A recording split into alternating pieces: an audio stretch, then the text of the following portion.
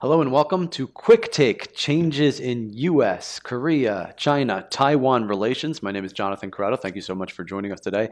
We are very fortunate to be joined by Dr. Dean Chen, professor at Ramapo College in New Jersey, and Sean King, senior vice president at Park Strategies. We got a lot to talk about today, so let's jump right into it. And we're going to start this conversation where I think the short story should start, which is the history, right? So in 1950, a couple of momentous events took place, which I think have forever bonded the question of the resolution of the Korea question and the resolution of the Taiwan question. Two questions which remain unanswered to this day, but which were starting to be asked around that same time. So, Sean, am I right that these two things are linked? And can you take me back to that moment in history and tell us a little bit of how that happened? Yes, no, and maybe. So, 1948, back when the Republic of China government that now exists on Taiwan was still on the mainland, it was the second government after the United States to recognize the Republic of Korea.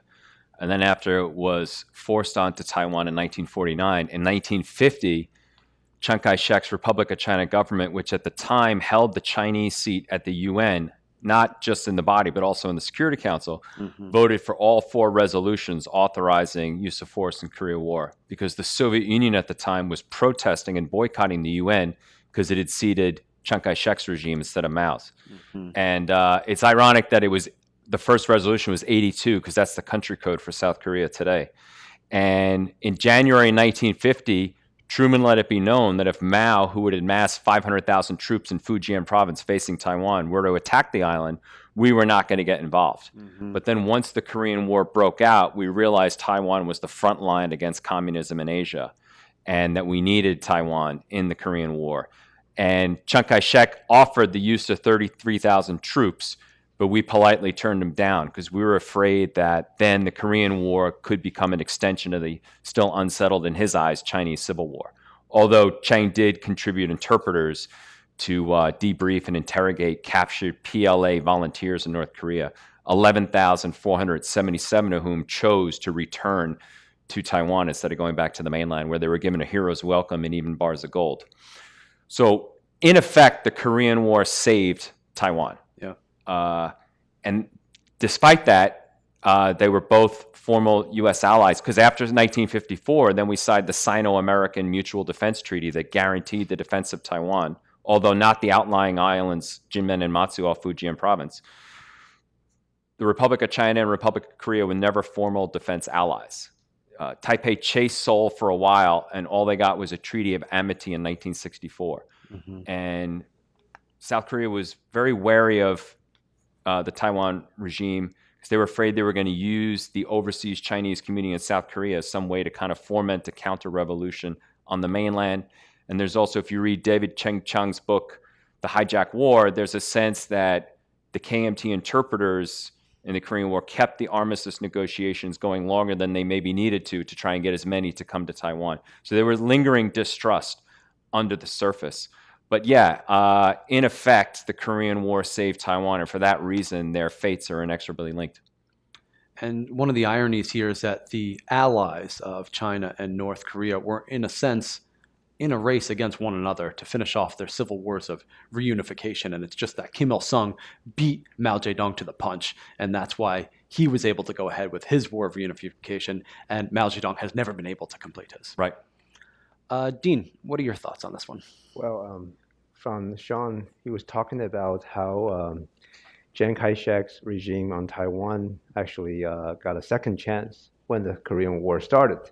But just going back a bit earlier to Dean Acheson's defensive parameter speech that he gave on January 12, 1950, that was actually interpreted during the time to greenlight North Korea's invasion of the South, because Acheson did not include both Taiwan and South Korea in part of the defensive parameter. I believe it was more explicitly used to cover Japan, the Ryukyu Islands, and also the Philippines.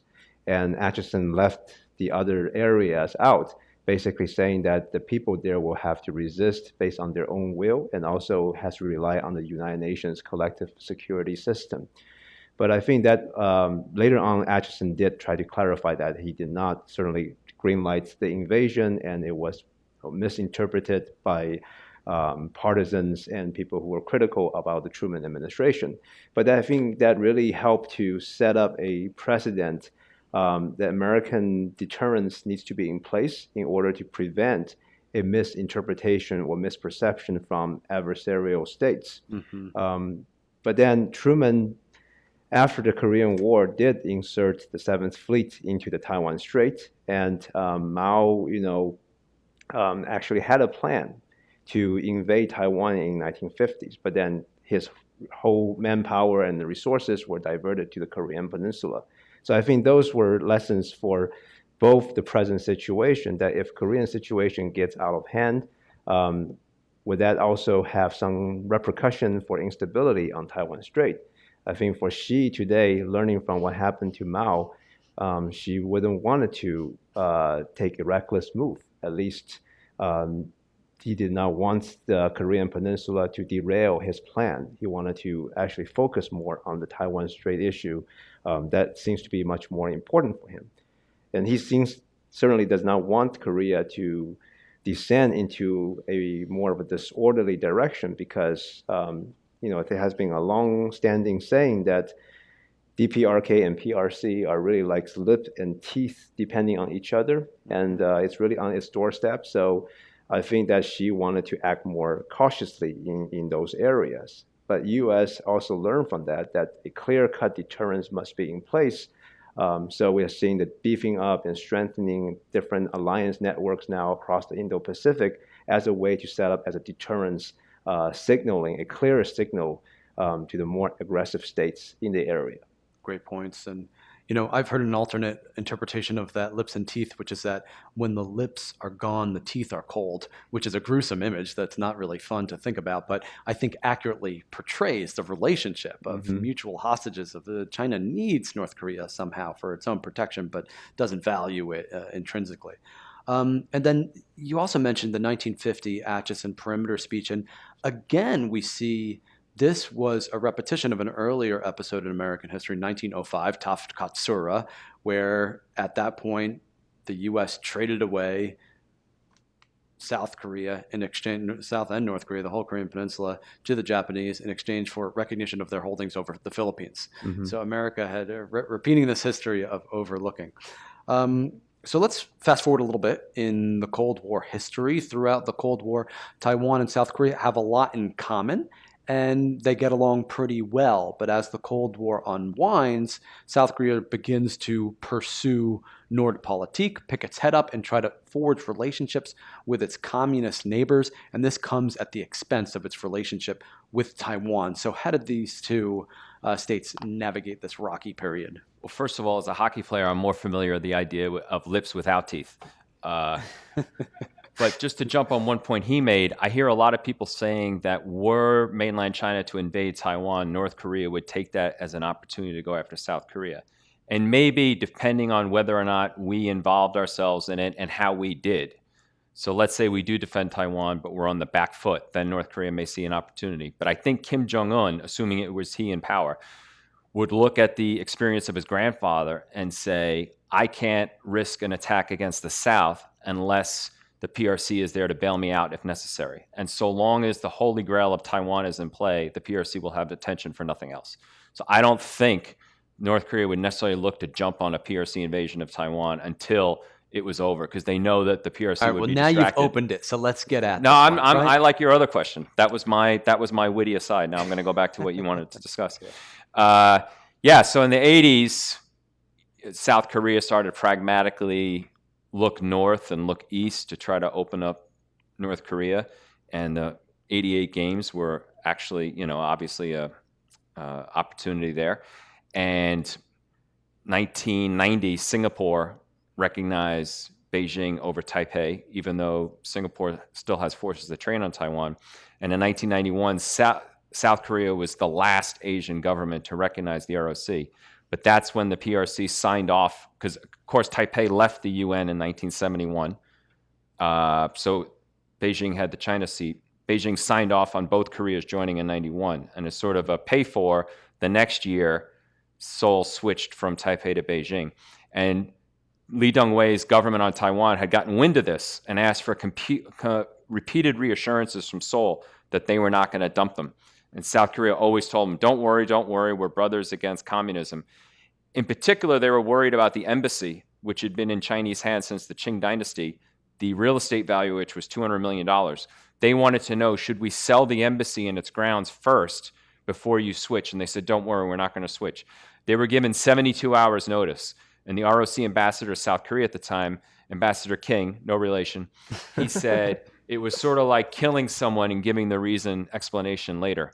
So not only did they dump Taipei, but they confiscated the embassy and turned it over to the PRC.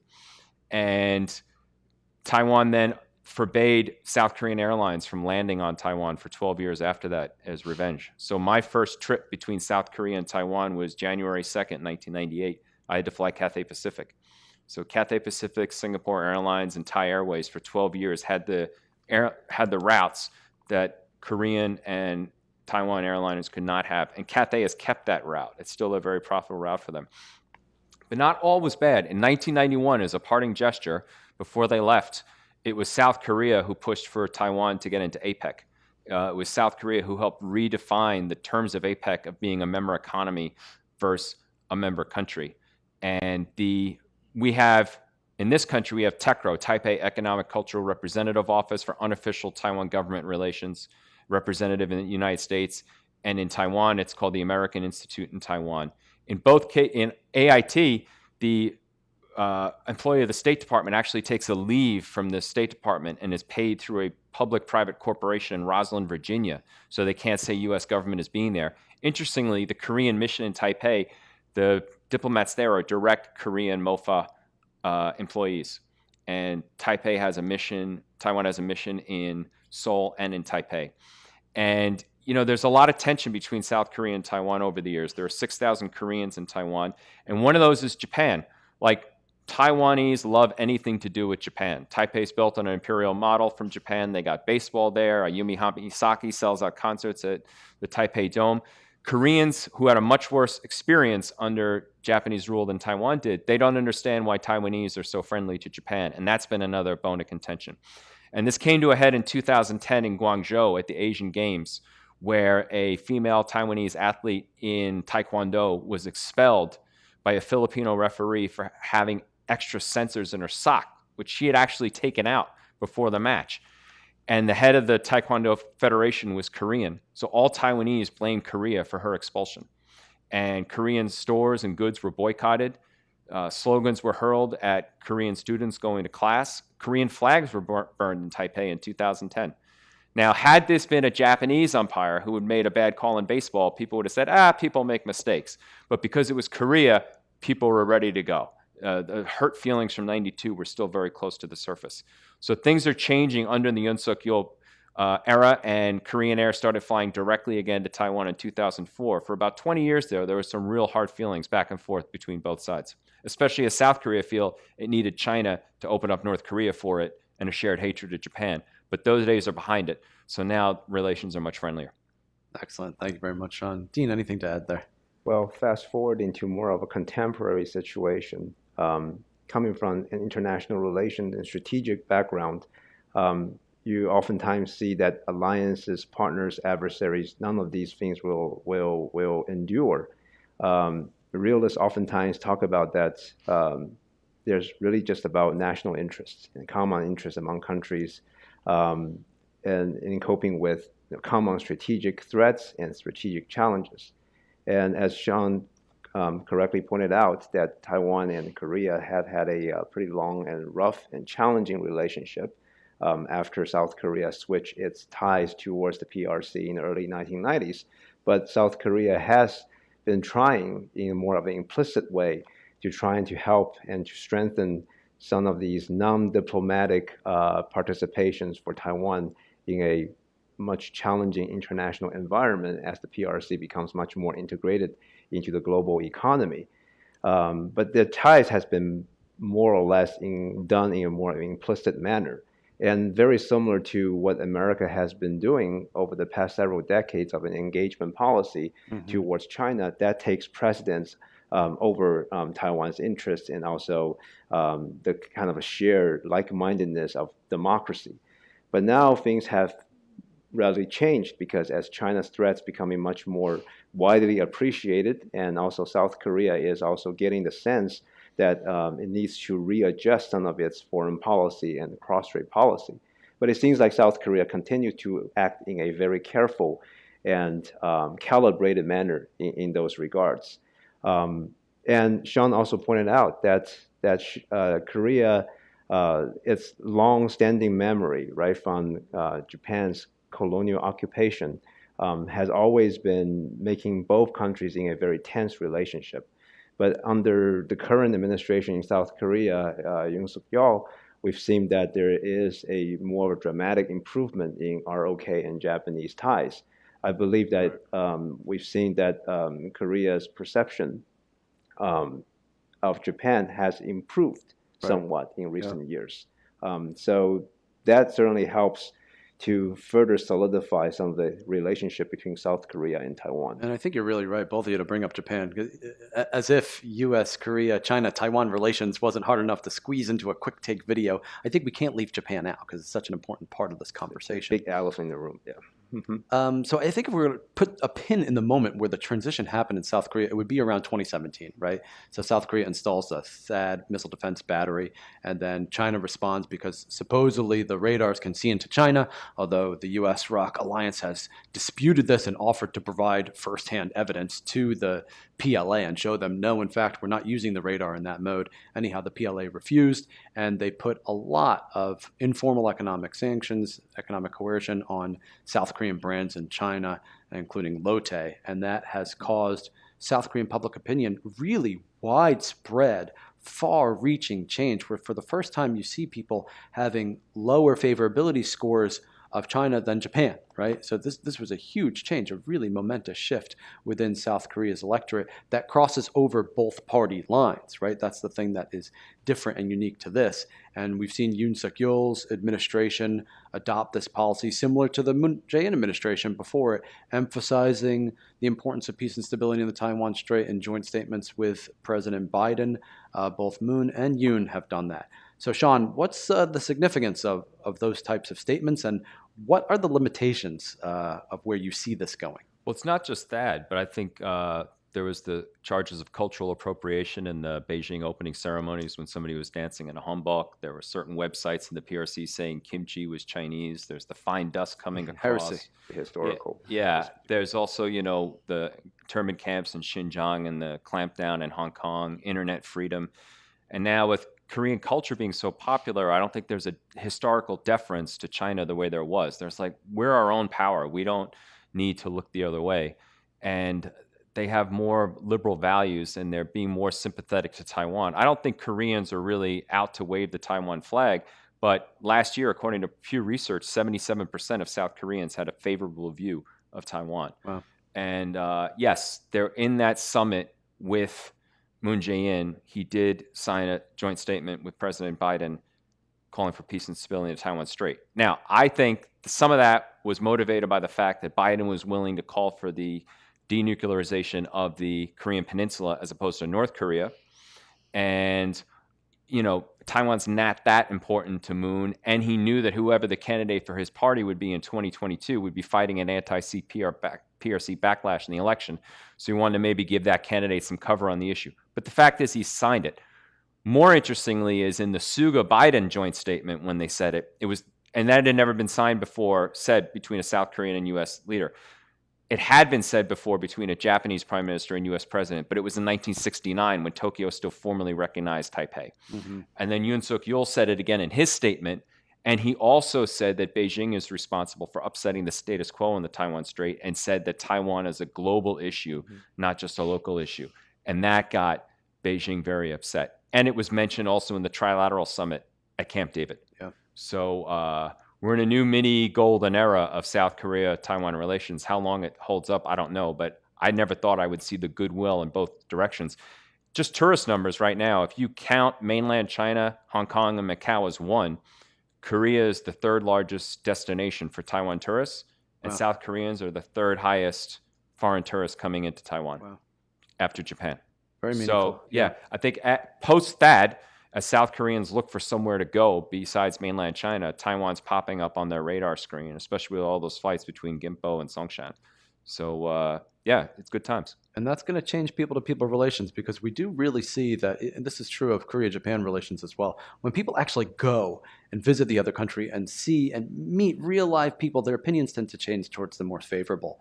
There's a correlation causation there, because maybe the folks who intended to go visit Japan or visit Korea from Japan were more inclined to like them anyhow. But nonetheless, it remains important. So, Dean, let's talk about semiconductors, right? Something that's so important in the relationship between Taiwan and Korea, and with the whole geopolitical situation in Northeast Asia right now. So both Taiwan and Korea are leaders in the chip industry in different parts, right? Mm-hmm. So TSMC kind of does the logic chips, and then Korea is a little bit better at the memory chips, right? So not directly competing there, but nonetheless, you do have this real witch's brew of the commercial competition and the industrial policy smashing up against the real geopolitical problem of export controls to China, right? So the national security justification to prevent certain technologies and chip-making equipment from getting into mainland China.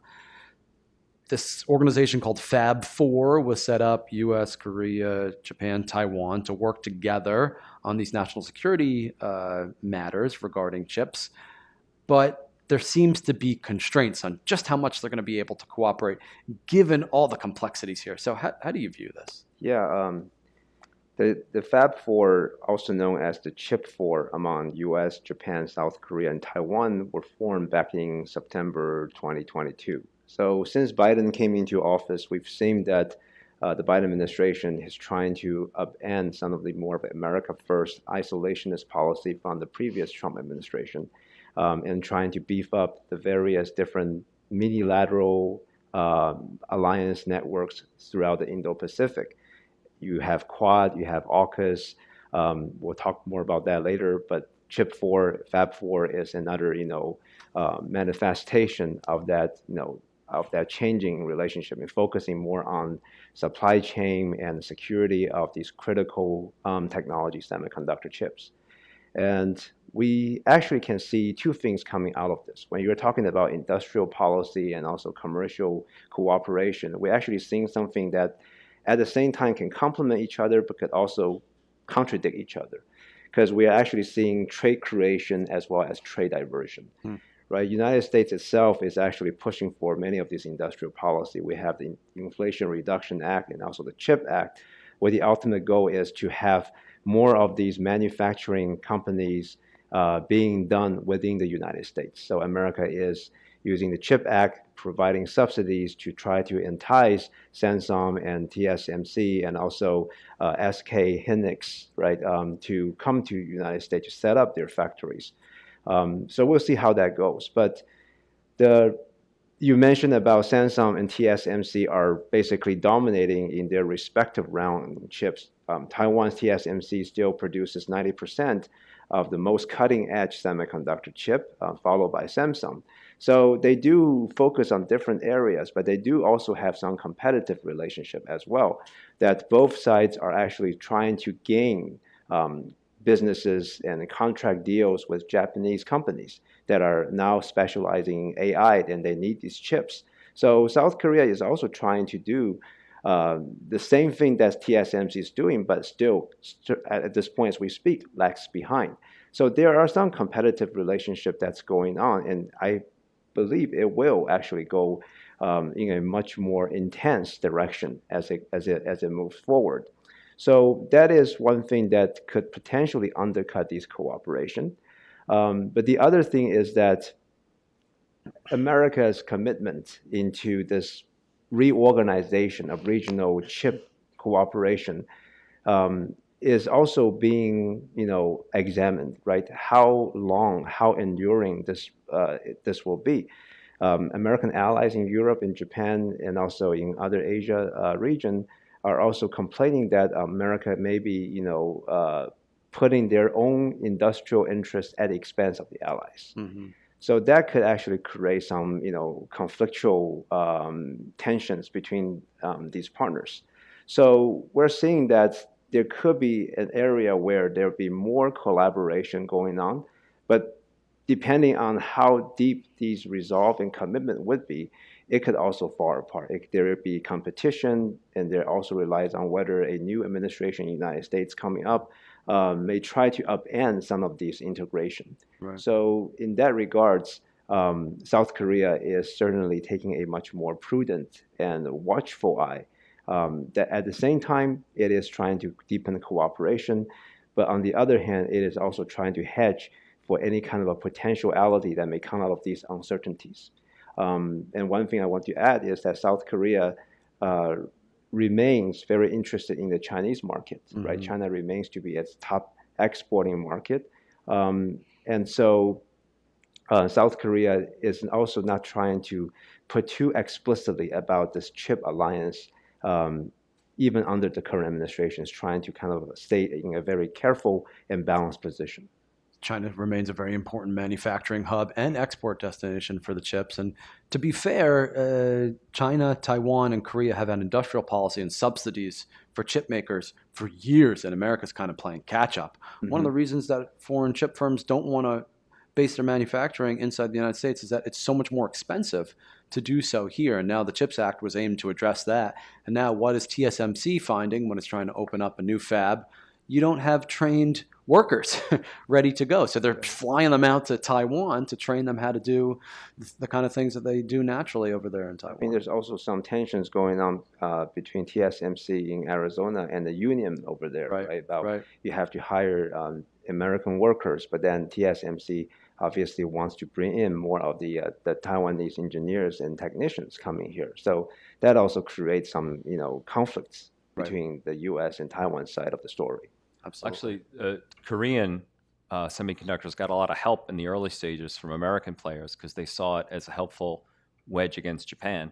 And 40% of South Korean chip exports go to the PRC. And when I hear Fab 4, I think of the Beatles. But for Chip 4, my sense is Japan and Taiwan have always been for it, and Korea has always been 1 foot in, 1 foot out. They participate, but they haven't committed themselves to full membership. And I think, though, with such a demand and such a shortage of chips, especially as the world weans its off supply from mainland China, I think there's enough to go around for everyone right now. Although Samsung has said it wants to overtake TSMC within 5 years, but we see them investing in different places.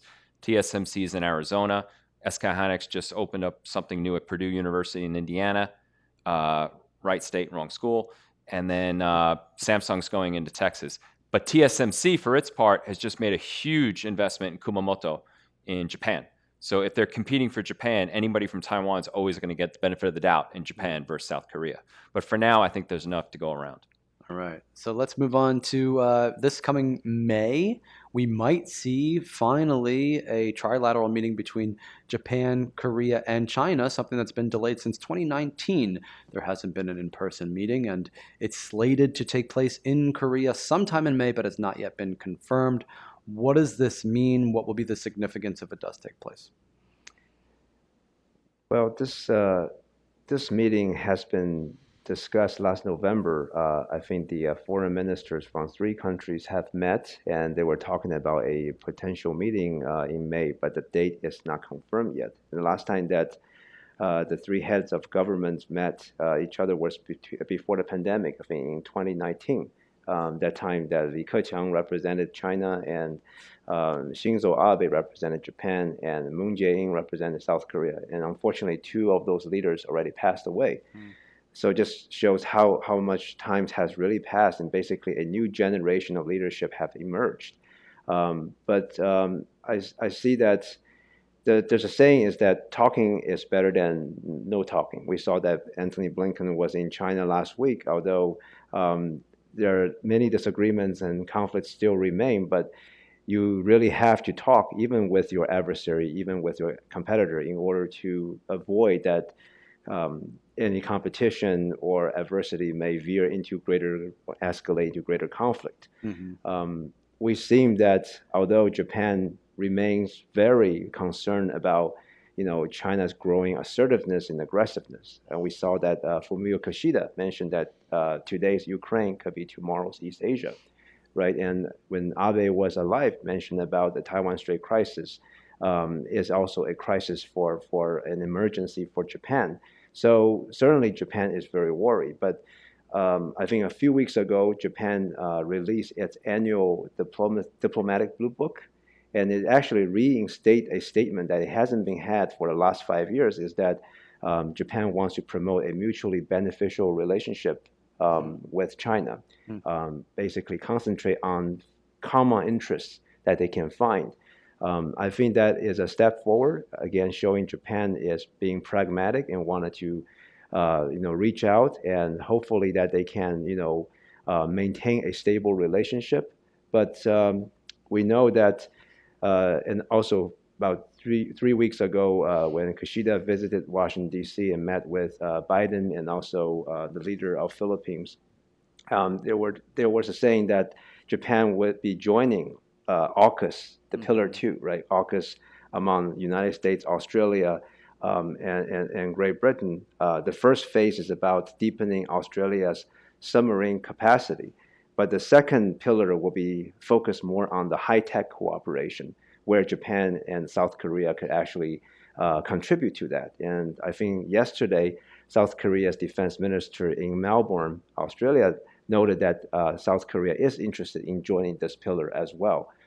So that certainly will create more uncertainty, because China is very much opposed to AUKUS expanding its alliance, basically seen as a NATO in Asia, right?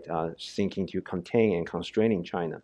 So when these things come forward, how likely the meeting will be held in May remains to be seen, because China may actually feel that it's not feeling comfortable to have a meeting at this stage. But on the other hand, it may even give China even more incentive to want to meet, because China has an interest to drive a wedge and to pull these countries towards its side. Well put.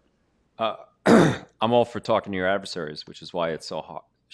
Too bad that Beijing refuses to talk to Taiwan's democratically elected government. And if this trilateral happens, hopefully nothing substantive comes out of it.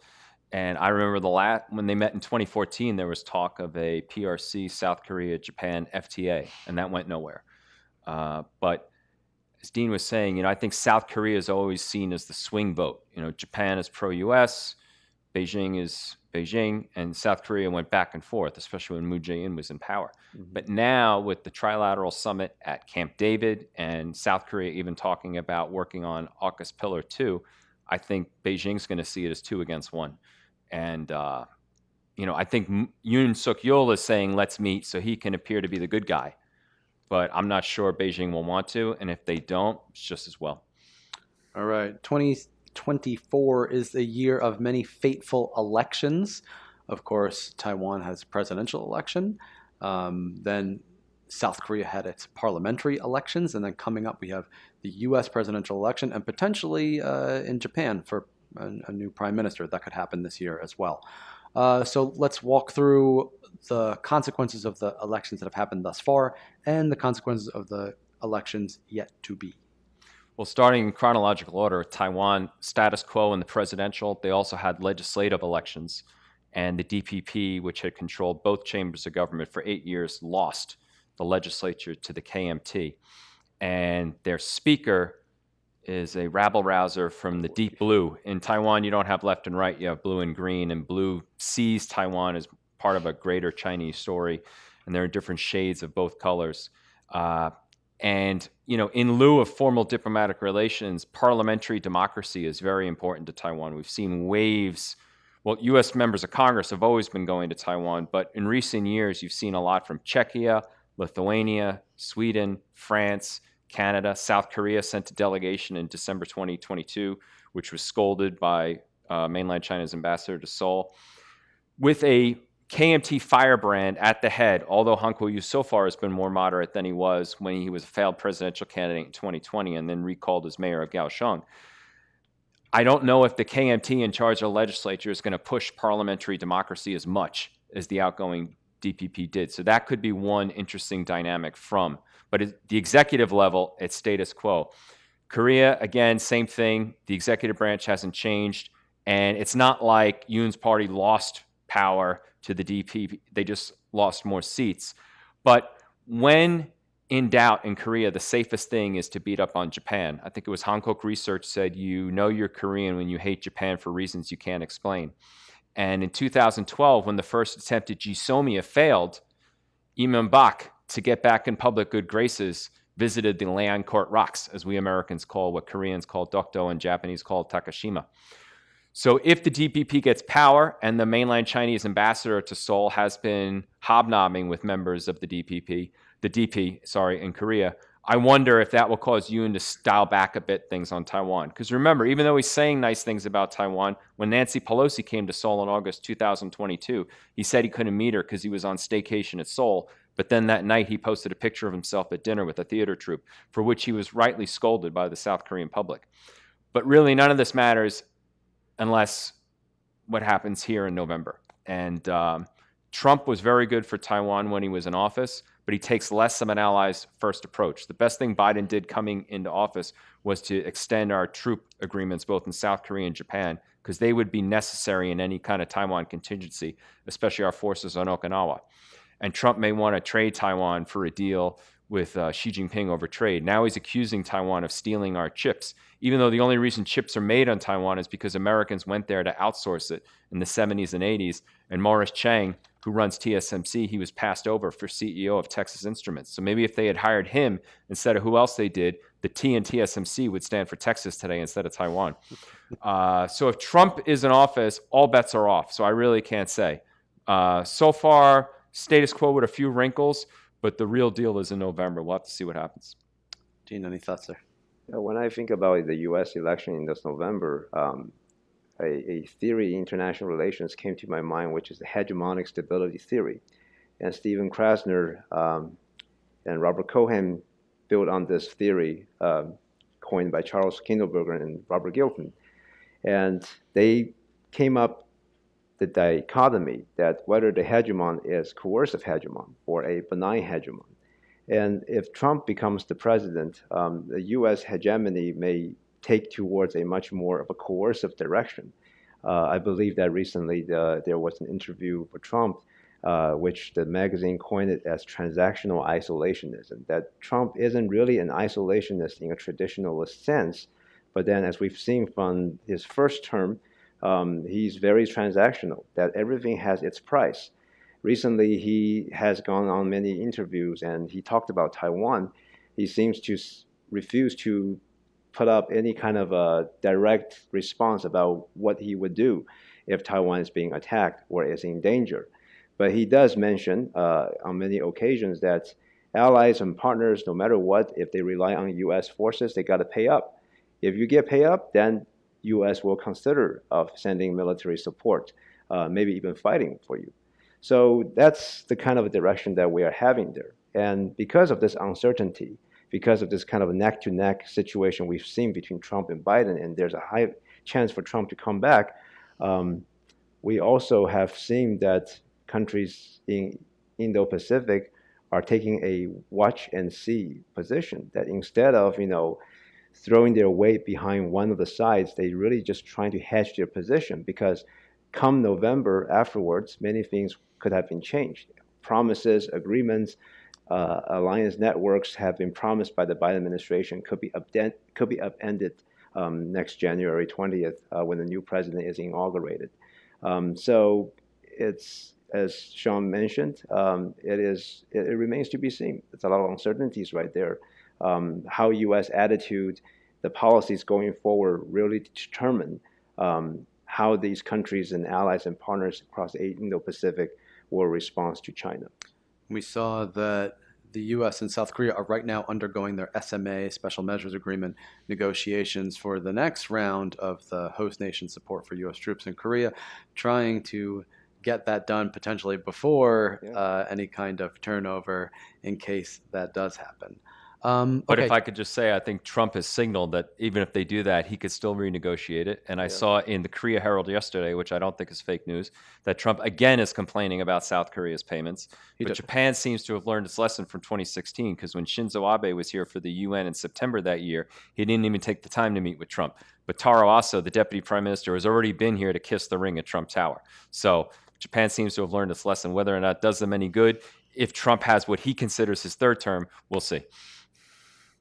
Last thing to wrap up, looking forward, one thing that you're hopeful about in terms of US-Korea-Taiwan relations, one thing that you view as a threat. Well, I think on the promising side, I think that over the past 4 years of Trump administration, Biden administration has really put out a kind of a notion that it is really an inflection point in history between autocracy and democracy. We've seen Ukraine, how Russia's aggression, and we also seen China becoming much more aggressive, and the world is certainly not, peaceful and stable at all. So we've seen that there is growing coziness and closeness among like-minded democracies, whether it's throughout Europe and the Indo Pacific. So that is on the governance side. And we are also seeing that countries are using this opportunity after the pandemic, and also trying to use it as a way to regenerate the supply chain and to move something out of China and to relocate elsewhere because of the undependability and also China's growing aggressiveness. So I think those are the promising sides. No matter what happens, these rearrangement and reorganization is certainly needed instead of kicking the can down the road. But on the other hand, there's also threats. One thing is that America's commitments to the allies and partners has remained, quite suspended at this moment. We don't know how endure and permanent it will be after November's election. But at the same time, there's also fear that many of the trading relationship that we are seeing has really upended from the decades of globalization. The world becoming much more balkanized, more factionalized.